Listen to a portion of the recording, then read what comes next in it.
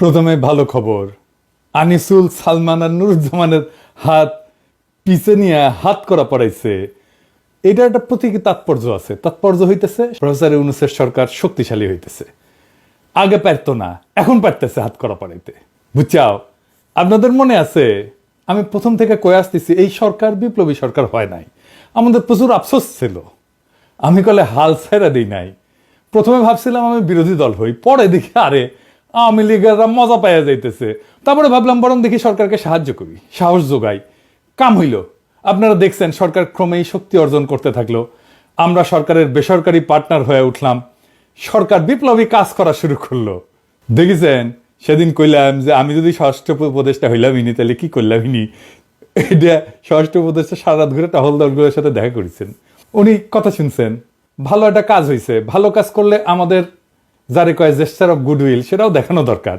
দেখলাম এক জায়গায় ধরিছে ছিনতাইকারী, বাটাম দিয়া 3rd ডিগ্রি দিতেছে, আর এক জায়গায় দেখলাম ওভারব্রিজে পা উপরে দিয়ে টেঙে থুইছে।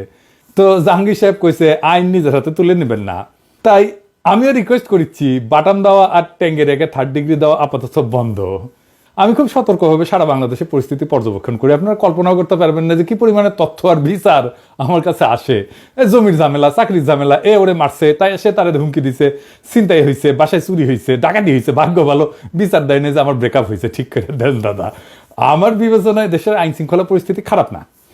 দ্রুত অপরাধীরা গ্রেপ্তার হইতেছে। অপরাধ তো হয়ই একটা সমাজে, কিন্তু কত দ্রুত একটা অ্যাকশন হচ্ছে সেটাই হচ্ছে কথা। পুলিশ বাহিনী মরাল ফিরে আসতেছে এবং পুলিশের দৃশ্যমান উন্নতি আছে। হাসিনার এই ট্রিগার হ্যাপি খুনি পুলিশ বাহিনী থেকে 6 মাসের মধ্যে এমন সংবেদনশীল পুলিশ হয়েছে, দেখেছেন না? সে বুকে তো গুলি করা বাদই দেয় নাই, শুধু গায়ে লাঠির বাড়ি দেয় না পর্যন্ত। আপনি বিশাল অর্জনরে অ্যাপ্রিসিয়েট না করে পুলিশের পিছে লাগছেন। একদল লোক পুলিশের লিডারশিপের পিছে লাগিয়েছেন কেন ভাই? রিয়াল কাজ দেখান।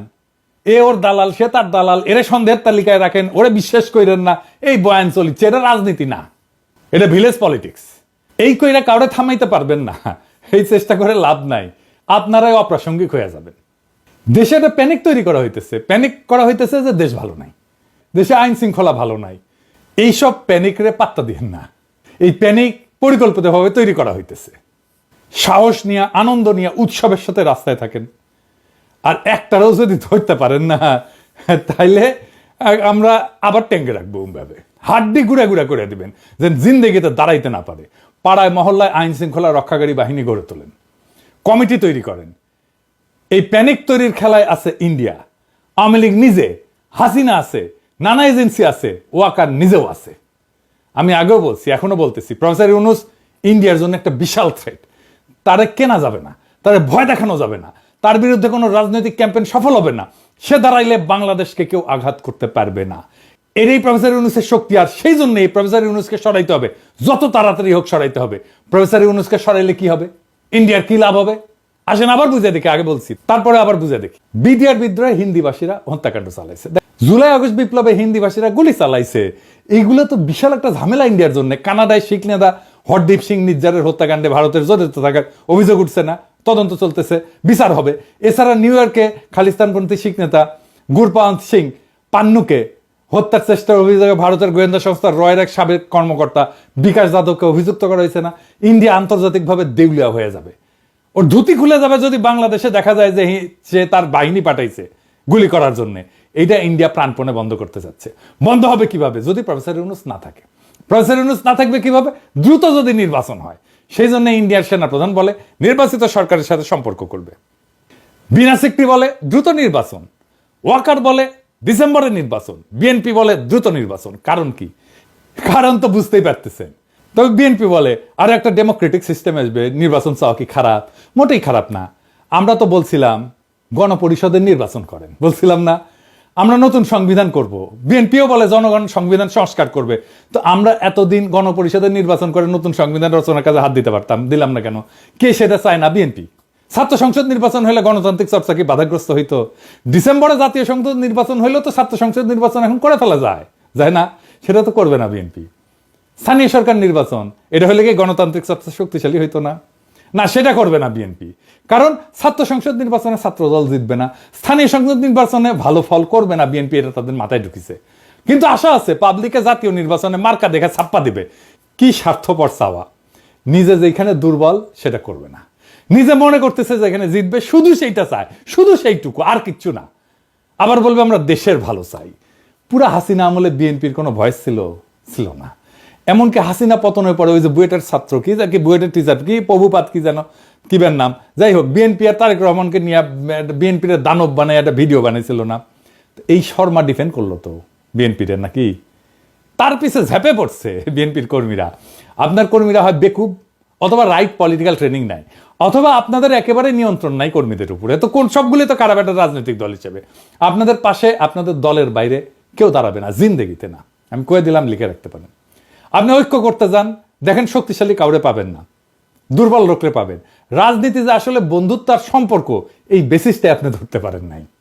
তো আমার প্রিয় লেখক ওই রিফাত হাসানের একটা বই আছে, সম্পর্ক বন্ধুত্ব রাজনীতি, ওটা পড়ে দেখেন, তাইলে বুঝবেন যে রাজনীতির সাথে বন্ধুত্ব আর সম্পর্কটা কি জিনিস। আওয়ামী লীগরে দেখেও শিখেন না। সিপিবি কম হোক বেশি হোক তো আওয়ামী লীগের বিরোধিতা করেছে, তাই না?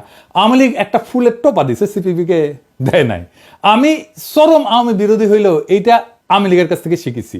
আপনার এলায়ের সাথে, এক সময়ের এলায়ের সাথে ঠিক কেমন সম্পর্ক রাখবেন, ডিলটা কেমনে করবেন। আপনার দলের লোকেরা জামাতের পিছে লাগলো, এ বুদ্ধি আপনাদের কে দিছে জানি না, কিন্তু যে দিছে ওরা রাজনীতির ক্লাস 3-তে ভর্তি করে দেওয়া উচিত। কেন এইটা ডিজাস্টার হয়েছে আপনাদের নিজেদের জন্য, সেটা আমি একটু বুঝে দেখি। হ্যাঁ, আসেন। বিএনপির সবচেয়ে বড় বয়ানের সংকট হবে জামাতকে নিয়ে। বিএনপিকে জাস্টিফাই করতে হবে কেন তারা জামাতের সাথে রাজনৈতিক এবং নির্বাচনী ঐক্য করছিল। জামাত সম্পর্কে যে বয়ান তারা হাজির করে কি, সেটা আদর্শিক এবং ঐতিহাসিক। মুক্তিযুদ্ধের বিরোধিতা করছে জামাত, আলবদর করছে, শিবির রক কাটে ইত্যাদি। এর এই বিষয়গুলোতে রাজনৈতিক এবং নির্বাচনী যে ঐক্যগুলো করছিলেন সেই সময়ও ছিল, তাই না? সেই ঐক্যের ঘটনার আগেই সেই ঐতিহাসিক ঘটনাগুলো ঘটছিল। বিএনপির সেই রাজনৈতিক অবস্থানকে বাতিল করতে হলে তো বিএনপিকে খালেদা জিয়ার প্রজ্ঞার কৌশলকে অস্বীকার করতে হবে, আর বিএনপিকে ডিপার্চার করতে হবে খালেদা জিয়ার উত্তরাধিকার থেকে। আপনাকে যদি খালেদা জিয়ার উত্তরাধিকার নিতে হয়, জামাতকে আপনি ডিজোন করতে পারবেন না। এখনো পর্যন্ত খালেদা জিয়া বিএনপির সেকেন্ড বিগেস্ট পলিটিক্যাল অ্যাসেট, জিয়ার পরে। বয়ান তৈরির সময় ভবিষ্যৎ দেখে নিতে হয়, এটা পটেনশিয়াল আফটার এফেক্ট বা পাল্টা বয়ান ভাবে রাখতে হয়। বিএনপির জামাত বিরোধিতা বয়ানের মূল ক্ষতি হবে বিএনপির। তার ভোটাররা মনে করবে যে বিএনপি শুধু নির্বাচনে জেতার জন্য জামাতের সাথে ঐক্য করছিল, এখানে কোনো রাজনৈতিক ঐক্য ছিল না, রাজনৈতিক নৈকট্য ছিল না, স্বার্থপর চাওয়া থেকে ঐক্য করছিল।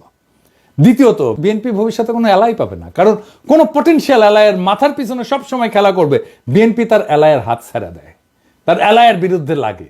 বিএনপি যার সাথে একসময় ফর্মাল ঐক্য করে তার সাথে পরে যুদ্ধ নামে। আপনি আপনার এলায়ের সাথে বিরোধ করবেন না তা না, করতে পারেন, অবশ্যই করতে পারেন, অন্য দল কেন করবেন না, কিন্তু সেটা তো বুদ্ধিমত্তার সাথে করতে হবে। আপনার একটা ইন্টারেস্টিং গল্প বলি। আমি জয় বাংলা স্লোগানের জয় বাংলা করে দিচ্ছি, তাই না? মুজিবকে সোহরাওয়ার্দীর বডিগার্ড বানাইছি, তো ইনকা হইলে অনেক সময় নিজের মনে হয় তালে বড় হয়ে গেছি, আমি যা করবো সেটাই ঠিক হবে, তাই না? তো আমি ভাবলাম যে হাসিনা শব্দটাকে প্রতিশব্দ বানাবো, কার হাসিনা কে মারে ধুলাই অন্ধকার, দেখেছেন না, এইসব কইতাম। তো কিন্তু আমি খেয়াল করলাম যে এটা জয় বাংলার মতো ক্লিক করতেছে না। আমি র্যান্ডম মানুষের সাথে কথা বললাম, কথা বলা শুরু করলাম। একদিন একজন আমারে খুব পছন্দ করেন উনি, সে আমার উপর খুব ক্ষিপ্তভাবে কইলে, আরে ভাই আপনি তো এটা খুব খারাপ কাজ করতেছেন, কত মুরব্বীর নাম হাসিনা, আপনার ধারণা আছে? আমার মায়ের নামই তো হাসিনা বেগম। দেখেন কি ডিজাস্টার করে ফেলছিলাম। আমি আগে বিএনপির ওই যে জয় শ্রীরাম বলেন, ওটাকে জয় শ্রীরাম বলতাম আর কি, বিকৃত কইরা। তো খেয়াল করলাম হিন্দুরা এটা ভালোভাবে নিচ্ছে না, এটা তো আসলেই তার কাছে একটা ধর্মীয় বিষয়, আমি তো সেটা বিকৃত করতে পারি না। বিজেপির সাথে আমার লড়াই আছে, কিন্তু হিন্দু ধর্মের সাথে তো আমার কোনো লড়াই নাই, তাই না? ঠিক একইভাবে বিএনপি জামাত শিবিরকে অনলাইনে কি বলে, আল বটর বলে। দেখেন, এই বলে ডাকা শুরু করলো, আল বদর থেকে আল বটর, বুঝছা? মানে বট বাহিনী থেকে বটর আর কি। ওরা মনে করলো যারা এটা বানাইছে যে তারা খুবই স্মার্ট কাজ করেছে। আওয়ামী লীগ ঠিক একই ভুল করেছিল, জামাত শিবিরকে ছাগু বলতো, মানে ছাগলের মতো দাঁড়িয়ে আছে তাই ছাগু, কাঁঠাল পাতা খায়। ভাই, দাঁড়িয়ে একজন মুসলমানের সুন্নত, তুমি সেটা নিয়ে ব্যঙ্গ করতে পারো না? আল বদর যদি বলতে চাও সেটাই বলো। রাজাকার আল বদর শব্দগুলোর সাথে বাংলাদেশের স্বাধীনতা বিরোধিতার একটা বিষয় আছে, এটা সত্য। কিন্তু এটাও সত্য যে বদরের যুদ্ধ একটা হাইলি সিগনিফিকেন্ট পবিত্র ঘটনা, ধর্মীয় পবিত্র ঘটনা, এটাকে তুমি বটর বলতে পারো না। এই কাজের কনসিকুয়েন্স আছে, কয়ে দিলাম। জামাতের রাজনৈতিক বিরোধিতা আপনি দারুণভাবে করতে পারতেন, জামাতের সাথে আপনার অতীতের রাজনৈতিক ঐক্যকে অন করেই করতে পারতেন, ওইটা একটা সিরিয়াস ইন্টেলেকচুয়াল কাজ হইতো। কিন্তু আপনারা তো সিরিয়াস কাজে যাবেন না, তাই না? হয় সে যোগ্যতা নাই, অথবা সে ভীষণ নাই, অথবা দুইটাই, অথবা বয়ান আসছে ইন্ডিয়া থেকে, যা বলেন জামাতের বিরুদ্ধে, এগুলো তো ইন্ডিয়ান বয়ান, এগুলো তো ইন্ডিয়ান বয়ান রে ভাই, এটাই আওয়ামী লীগ বলে আসছে। ওটাই আপনারা নিছেন, কোনো ইনোভেশন নাই। যাই হোক, আগের আলাপে ফিরি। বিএনপির বয়ান হইতেছে প্রফেসর ইউনূসের সরকার আইন শৃঙ্খলা পরিস্থিতি নিয়ন্ত্রণ করতে পারতেছে না, তাই না? বিএনপির কথা। তো বিএনপি ক্ষমতা আসলে কিভাবে নিয়ন্ত্রণ প্রতিষ্ঠা করবে? এই পুলিশ দিয়ে তো করবে নাকি? সব পুলিশ বাদ দিয়ে দিবে? এই পুলিশ কি ম্যাজিক দিয়ে ঠিক করে ফেলবে এক রাতারাতি? আমি যদি সবচেয়ে বড় রাজনৈতিক দল হই দেশের, আমার যদি সমাজের উপরে নিয়ন্ত্রণ থাকে, তাহলে আমি না চাইলে কেউ তো আইন শৃঙ্খলা পরিস্থিতি অবনতি করতে পারবে না, পারে না। আইন শৃঙ্খলা পরিস্থিতির অবনতি তো খুবই পরিকল্পনা করে হইতেছে। আমি আসতেছি সেই আলাপে। এখন দেখেন, এই যে বিএনপি সংস্কার চায় না, আওয়ামী লীগ নিষিদ্ধ চায় না, ইসকন নিষিদ্ধ চায় না, ছাত্র সংসদ নির্বাচন চায় না, স্থানীয় সরকার নির্বাচন চায় না, প্রথম আলো ডেইলি স্টারকে রক্ষা করতে চায়, আর চায় শুধু নির্বাচন। চায় কি? একটা জিনিসই চায়, শুধু নির্বাচন, যেন প্রফেসর ইউনূস চলে যায়। তারপরে ইন্ডিয়ার শান্তি। প্রফেসর ইউনূস থাকলে ইন্ডিয়া নাঙ্গা হয়ে যাবে, এই জন্য ইন্ডিয়া বিএনপি আর ওয়াকার হাত মিলাইছে। কারণ কারণ কারণ প্রমাণ দিব, এটা যে হাত মিলাইছে এটা প্রমাণ দেব। আর একটা কারণ আছে, কব? হ্যাঁ কব। বিএনপি কঠিন মাইন্ড করবে আর জামাত খুব খুশি হবে। কারণ হইতেছে বিএনপি প্রত্যেকদিন জনসমর্থন হারাইতেছে, আর জামাত প্রত্যেকদিন তার রাজনৈতিক অবস্থান মজবুত করতেছে আর তার সমর্থন বাড়তেছে। ছাত্র তরুণদের মধ্যে জামাত আর শিবিরের জনপ্রিয়তা অবিশ্বাস্যভাবে বাড়ছে। বিএনপি ওয়ালারা মনে করতেছে যে মানুষ মার্কা দেখা ছাপ্পা দিবে। হ্যাঁ, তা দিবে, কিন্তু কোন মার্কা দেখা ছাপ্পা দিবে সেটা জানেন না। দেখেছেন জামাতের লোকদের হাসি কান পর্যন্ত গেছে। বেশি হাসেন না, হ্যাঁ? আপনাদের আবার পাংখা যেন না গজায়। আপনারা সরকারি দল হইলে আর আপনারা জালেম হইয়া উঠলে আমি তার বিরুদ্ধে দাঁড়াইবো। আজকে মাহমুদ ভাই ফোন দিছিলেন, তো উনি বললেন তোমার বাড়ি তো নর্থ বেঙ্গলে, জামাতের তো অবিশ্বাস্য জনপ্রিয়তা এই অঞ্চলে। আমার কথা না, মাহমুদ ভাইয়ের কথা। উনি মাঠের পালস খুব ভালো বুঝতে পারেন। বিএনপির পলিটিক্যাল ডিরেকশন যারা ঠিক করতেছেন তারা নিজেদের অবস্থান রিভিউ করেন।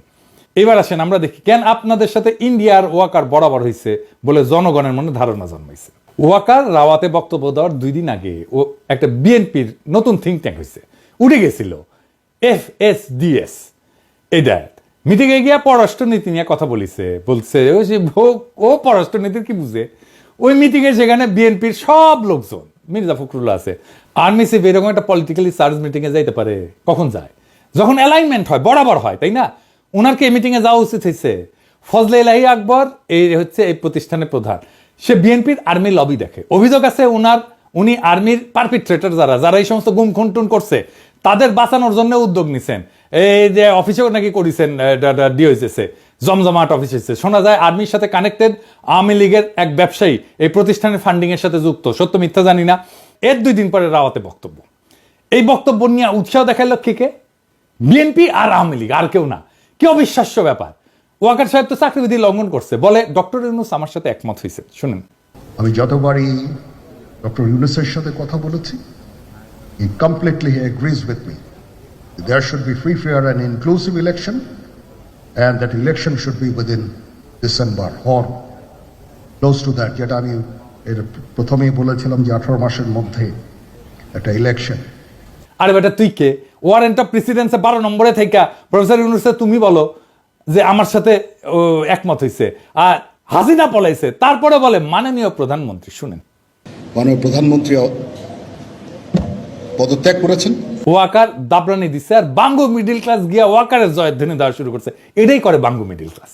দেখলাম পাবলিকে ফেসবুকে আমরা গালাইতেছে, চার্জ পেয়ে ভাবছে ওয়াকারের কান্দে বন্দুক রেখে পিনাকে খেলে দিই। ওয়াকার দাবরানি শুধু আমার খান নাই, কোন কোন জায়গায় দাবরানি খেয়েছেন দেখেন। এবার দেখেন ওয়াকার যখন বক্তব্য দেওয়া শুরু করলো, এই বক্তব্য আর এর সাথে সাথে একই সময় চারিদিক থেকে নানা ঘটনা ঘটা শুরু করলো। নানা ঘটনা, দুর্ঘটনা। তার আগের দিন কি হইল? সারা দেশে নানা ধরনের সন্ত্রাস, এইটা সেটা, চিন্তায় চিন্তায় বিপুল একটা ঘটনা ঘটলো, দেশের মানুষকে বিপর্যস্ত করে দিছিল। আপনাদের অবাক লাগে নাই কেন একই সময় ঘটতেছে? দেখেন দেশের চলমান পরিস্থিতি নিয়ে ঢাকা কলেজ শিক্ষার্থীদের মশাল মিছিল। দেখেন আইন শৃঙ্খলা পরিস্থিতির অবনতির প্রতিবাদে গণফোরামের বিক্ষোভ। একই সময় দেখেন অজিত দোভালের বাংলাদেশের সংখ্যালঘু সম্প্রদায়ের উপরে চলা নিপীড়নের চিত্র প্রদর্শনীতে যাওয়া। আবার বাংলাদেশ ইস্যু নিয়ে কলকাতায় ভিজিট। এই যে আইন শৃঙ্খলা অবনতি নিয়ে এই সোচ্চার অবস্থা। আবার দেখেন জনকণ্ঠে প্রকাশিত 65 ঘন্টায় 72 ধর্ষণ। আর ইন্ডিয়ার বিশিষ্ট দালাল পন্দের আলো সোহরাব হোসেনের কলাম, নির্বাচনের দিনক্ষণ জানাতে বাধা কোথায়। আবার দেখেন নারী নিরাপত্তার দাবিতে ইডেন ছাত্রীদের মশাল মিছিল। আবার দেখেন ঢাকা বিশ্ববিদ্যালয়ের ছাত্রীদের মিছিল, ধর্ষণের প্রতিবাদে মিছিল। সবকিছু একসাথে একই সময়, যেন সবকিছু পরিকল্পনা করা ছিল। ওয়াকারও বক্তৃতা দিবে, আর এমন একটা অবস্থা তৈরি করা হবে যে দেশ ভালো চলতেছে না। বুঝিছাও? খুবই প্ল্যান করে করা। চারিদিক থেকে। এবং যখন এর মধ্যে এসে প্রথম আলো ঢুকবে, বুঝবেন এটার মধ্যে ইন্ডিয়া আছে। যখন এর মধ্যে সোহরা হোসেন ঢুকবে, বুঝবেন এটার মধ্যে ইন্ডিয়া আছে। আবার দেখেন ভোকাবুলারি, মানে একই শব্দ তারা ইউজ করতে দেন। ওয়াকার বলে কাদা সুরাসুরি, মির্জা ফখরুল বলে কাদা সুরাসুরি, স্ক্রিপ্ট একই জায়গা থেকে আসছে। এই যে আইন শৃঙ্খলার ঘটনা, অস্থিরতা, প্যানিক, আবার প্রথম আলোর উপসম্পাদকীয়, সবকিছু হয়েছে ইন্ডিয়ান প্ল্যানিং এ, যেন প্রফেসর ইউনূসের সরকার ব্যর্থ এটা দেখানো যায়। তাই তাড়াতাড়ি নির্বাচন চাই। আমরাও দেশের জনগণ, আমাদেরও এজেন্সি আছে, আমাদের কথা শুনতে হবে। দেশের মালিক রাজনৈতিক দলগুলো শুধু না। ফ্যাসিস্ট রাষ্ট্র কাঠামো রেখা কোন সংসদ নির্বাচন না, নতুন সংবিধান হাতে নেওয়া নির্বাচন হবে। সেই সংবিধানের অধীনে নির্বাচন হোক, গণপরিষদের নির্বাচন, ছাত্র সংসদ নির্বাচন হোক, স্থানীয় সরকার নির্বাচন হোক, সারা দেশ উৎসবের আমেজে গণতান্ত্রিক চর্চায় যুক্ত হোক। ইন্ডিয়ার পরিকল্পনায় দ্রুত নির্বাচন কইরা প্রফেসর ইউনূসকে বিদায় দিয়া ইন্ডিয়ার সাথে ঘুটু কইরা ইন্ডিয়ার সকল স্বার্থকে রক্ষা করার পরিকল্পনাকে আমরা রুখে দেব। আমরা কোনো স্পেস দেব না ইন্ডিয়াকে। ইনকিলাব জিন্দাবাদ।